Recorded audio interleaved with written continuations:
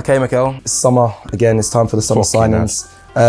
Listen, we need to get some more names on the board. So, wait, where's my pen? Guys, you have to be more prepared than this, eh? Every time when you're not looking, I switch. I make the switch, okay? Fucking hell. Also, this as well. Not checking, no scan. Where's the scan? What else do you have? You need to be like a printer, no? Scan. Scan, yes. And also the wallet, I have to pay for some parking. Absolute fucking disgrace, eh? So expensive. Okay, well, thank you for that. I'll make sure I'm scanning as much as possible when we're here. Scan, please, guys. Definitely. How many times? I'll make sure I'm scanning every time, please, guys. Only for yourself, no? Yes, of course. To help you, not me. The fans are saying, Mikel, that we need a striker. It's a general consensus of strikers. Any names we can target and look at to bring in? No strikers, but I think maybe another defender. Yeah. Sometimes light in defense, more defenders. But we've just signed Ricardo Calafiori. I don't care. Okay, think further. You know, importa, eh? But can we think a little bit further forward on the pitch, please, Mikel? Further forward. Okay, I understand now, eh? Yes. Defensive midfielder, we need this. Okay, anyone that comes to mind? When I think, there is no names, eh? I think I need someone like me, like Mikel. What are you looking at, Mikel? Well, I am looking at old videos of myself because I am the solution, Mikel. I am 6'2", Spanish, leader, good looking as well, very important, and a winner. I am the solution. Okay, now Mikel, this is the standard, right? Perfect. Perfect hair. I know, Mikel, thank you. Perfect face. This is the standard that we must reach, okay? Mikel, you are the man. I know, Mikel. I am perfect. I do think I can add a spice for the midfield. Very strong, Spanish, perfect. You are the man. I know, Mikel, I am the man. But, new midfielder, perfect combination. More speed, perfect. Yes, I know, Mikel, I am. I must believe. I must fucking believe in the standard, guys. No more losing, no more second place. We win the league now with this. Mikel, he's the man. Mikel, he's the man. Okay, we need someone who is a leader. Winner. Good hair. Spanish. Midfielder. Someone who can reach the fucking standard, guys. Mikel, I am the man, eh? Let's fucking do this, guys. I am the man. Mikel.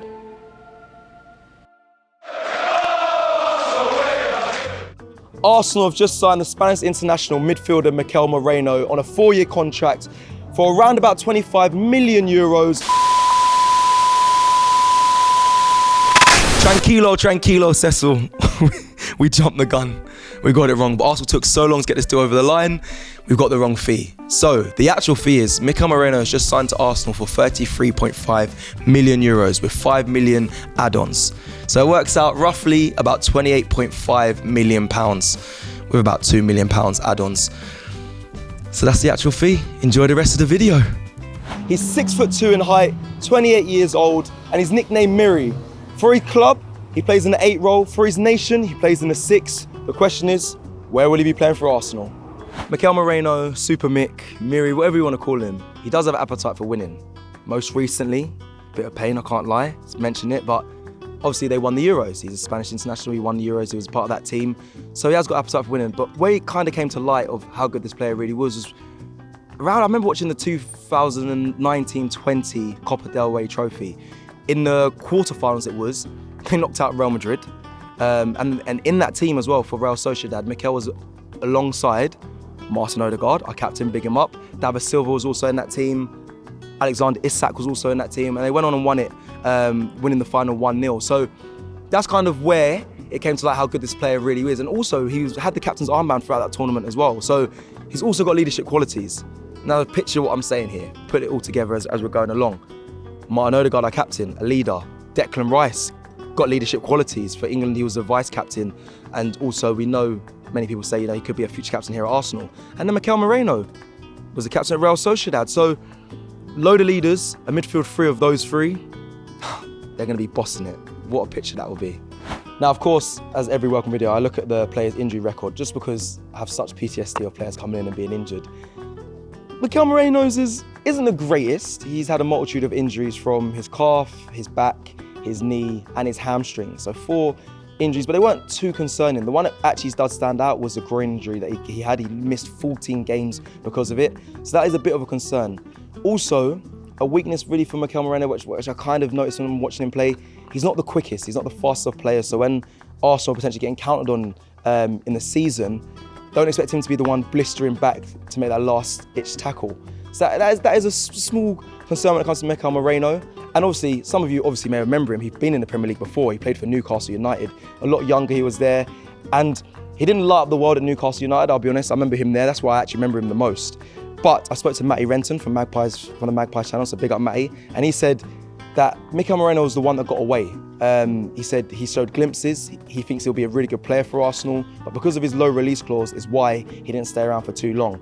But he does say he's a good player and has good technical ability, even though some people say he hasn't got the greatest touch. Matty disagrees and said, no, he is technically pretty gifted. And I think you have to be a technically gifted player to play in this Arsenal side. So we did touch on some of the negatives. We're going to look at many strengths for Mikel Moreno. No bigger strength does he possess than winning the ball aerially. Okay, so he, across all the top 5 European leagues, he won the most aerial duels. He actually got the reputation of king of flick-ons. Now for me, one as a striker, back in the day, I love that name because that was what I was told. Big up top, flick it on.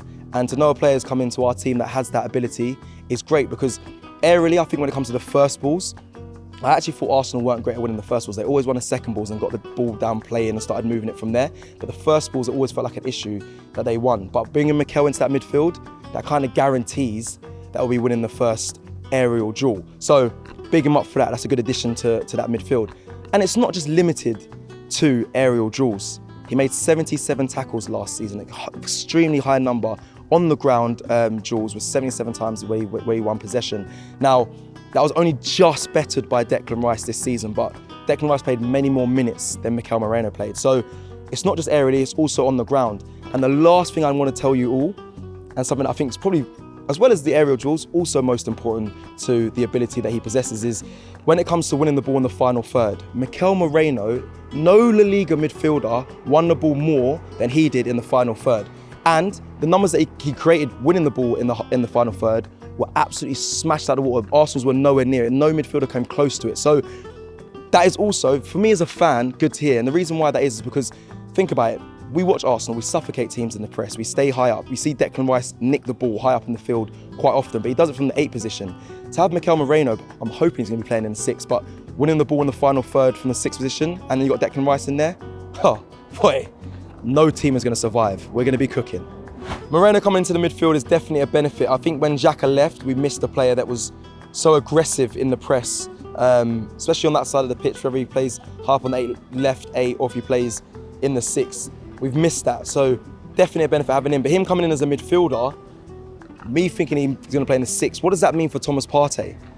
Is that just competition for him? Will that improve him? Is it right to bring in someone to cover him, considering we know his availability, we know what his injury record's like, so it makes sense to bring in someone just in case Partey isn't available.